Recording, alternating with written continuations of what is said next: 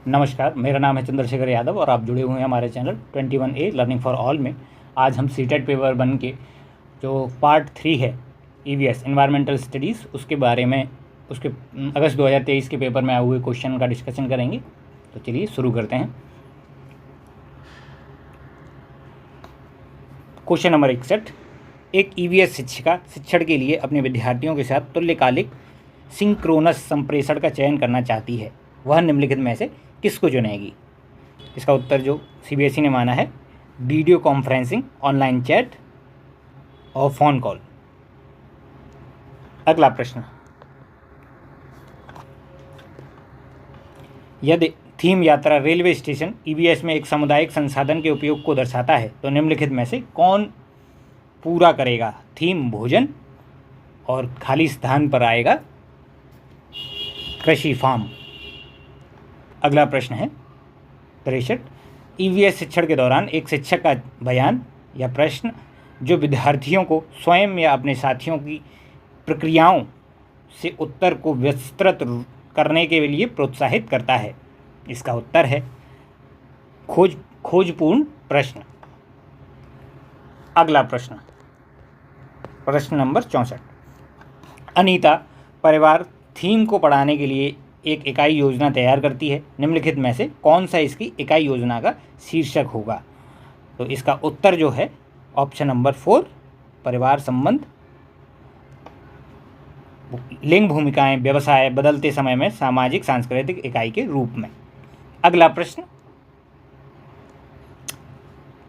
श्रीमती शीतल EVS की विभिन्न अवधारणाओं को समझाने के लिए प्राथमिक कक्षाओं में कहानियों और कविताओं का उपयोग करना पसंद करती हैं। उनके द्वारा कहानियों और कविताओं के प्रयोग का सबसे उपयुक्त तर्क है। तो इसमें सही विकल्प चुनना है और अगले कॉम्बिनेशन का चुनाव करना है। तो इसका सही उत्तर है ऑप्शन नंबर 3 BCD। प्रश्न संख्या 66। निम्नलिखित में से कौन सा विकल्प कक्षा 1 से 5 तक ईवीएस पढ़ाने का एक मुख्य उद्देश्य है? तो ऑप्शन नंबर 4 विद्यार्थियों को कक्षा के अधिगम को स्कूल के बाहर के जीवन से जोड़ने में मदद करना। प्रश्न नंबर 67। एक ईवीएस शिक्षक कक्षा में एक प्रयोग प्रदर्शित करता है जिसमें एक अंडा पानी के गिलास में डूब जाता है, लेकिन पानी में नमक मिलाने पर वह तैरता है। विद्यार्थियों की पूछताछ के लिए वह निम्नलिखित में से कौन सी सबसे उपयुक्त व्याख्या दे सकती है? तो इसका सही उत्तर जो है ऑप्शन नंबर 4 अलग अलग मात्रा में नमक के साथ प्रयोग करें और उसका अवलोकन करें। प्रश्न संख्या 68। यह अभिकथन और कारण वाला प्रश्न है। तो अभिकथन ए, ईवीएस के सीखने को अवलोकन, पहचान, वर्गीकरण आदि से संबंधित प्रक्रिया कौशल के लिए उन्मुख होने की आवश्यकता है। इसका कारण है विभिन्न प्रक्रिया कौशल प्राप्त करने के माध्यम से ईवीएस के सीखने के परिणामों को हासिल करने की संभावना होती है।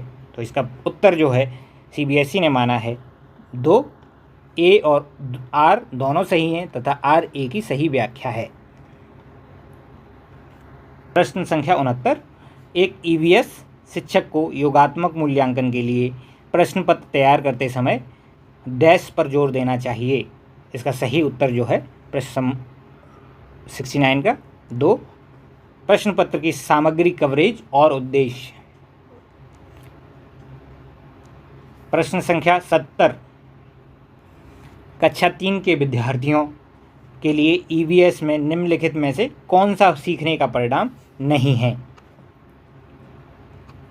इसका उत्तर जो है सीबीएसई ने माना है ऑप्शन नंबर 2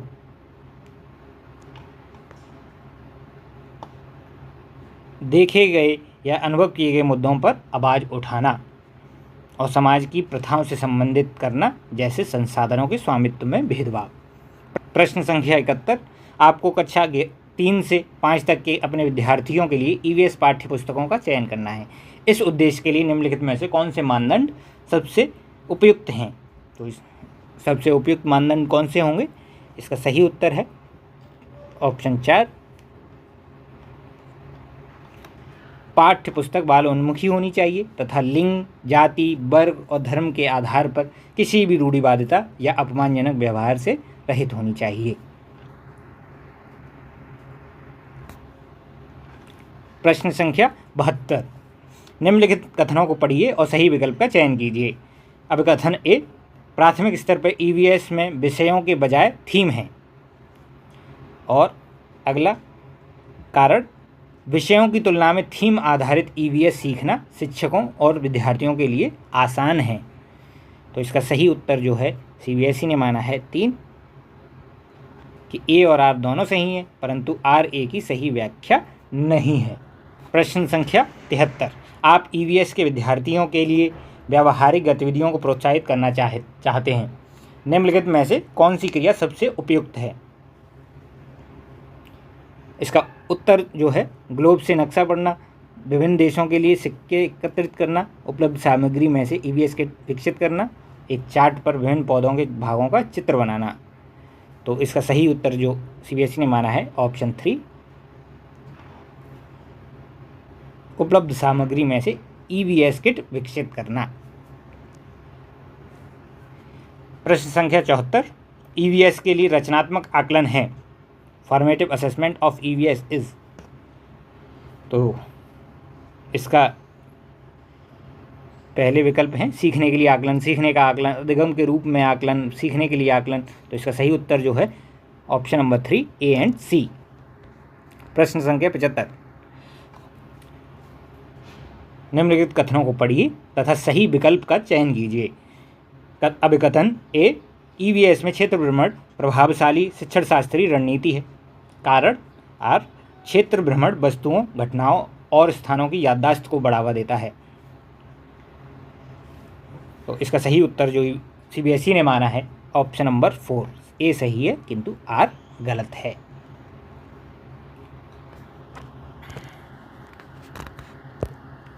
प्रश्न संख्या 76, गुजरात के सापेक्ष उत्तर प्रदेश और आंध्र प्रदेश की क्रमशः स्थितियां हैं। इसका सही उत्तर जो है वो है ऑप्शन नंबर 3, उत्तर पूर्व और दक्षिण पूर्व। प्रश्न संख्या 77, रामा प्रत्येक शाम को अपने दोस्तों के साथ क्रिकेट खेलता है। वह क्रिकेट खेलने में कौन सी ऊर्जा का उपयोग करता है? तो इसका उत्तर है 77 का तीसरा, मांसपेशियों की ऊर्जा, मस्कुलर एनर्जी। जब प्रश्न संख्या 78, जब हम ईंधन जलाते हैं तो हमें प्राप्त होते हैं तो ऊर्जा, केवल प्रकाश ऊर्जा, ऊष्मा एवं प्रकाश ऊर्जा। ऑप्शन नंबर 3, यांत्रिक एवं प्रकाश ऊर्जा। प्रकाश, ऑप्शन नंबर 4, प्रकाश एवं ध्वनि ऊर्जा। तो इसका सही उत्तर जो सीबीएसई ने माना है ऊष्मा एवं प्रकाश ऊर्जा। इस वीडियो में जितने भी हम आंसर आपको बता रहे हैं वो सीबीएसई की ऑफिशियल आंसर की से ही बता रहे हैं, उसके अलावा हम कोई आंसर नहीं बता रहे हैं अपनी तरफ से। क्वेश्चन नंबर 79, निम्नलिखित में से कौन सी असम में खाए जाने वाले चावलों की एक सामान्य किस्म है जो पकने के बाद चिपचिपे या स्टिकी हो जाते हैं? तो इसका उत्तर जो सीबीएसई ने माना है बोरा चावल। प्रश्न संख्या 80, बिहार राज्य के लोगों के लिए निम्नलिखित में से मधुमक्खी पालन कार्यक्रम आरंभ करने के वर्ष की सर्वश्रेष्ठ अवधि चुनिए। मधुमक्खी पालन के लिए सर्वश्रेष्ठ अवधि चुनना है। तो इसका सही उत्तर जो सीबीएसई ने माना है अक्टूबर से दिसंबर। प्रश्न संख्या 81, स्तंभ ए और स्तंभ बी का मिलान कीजिए।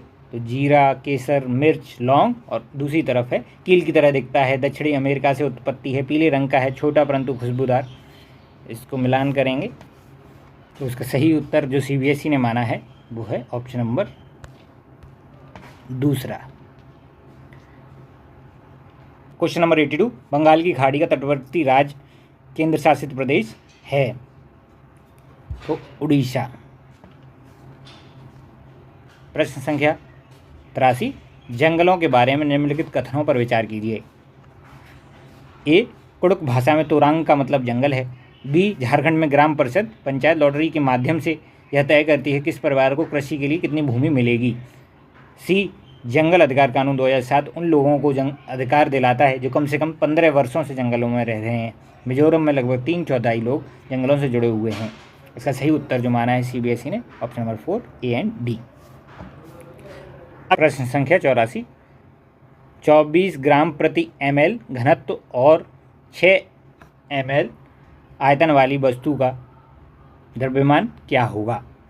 इसका आंसर है 144 ग्राम।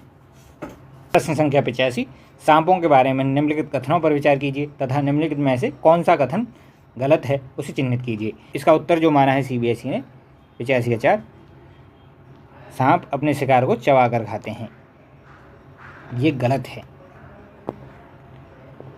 कांसा, प्रश्न संख्या 86, कांसा ब्रॉन्ज एक मिश्र धातु है जिसे निम्नलिखित में से किन्हें पिघलाकर बनाया गया है? इसका सही उत्तर है टिन और कॉपर। इसका उत्तर है 1।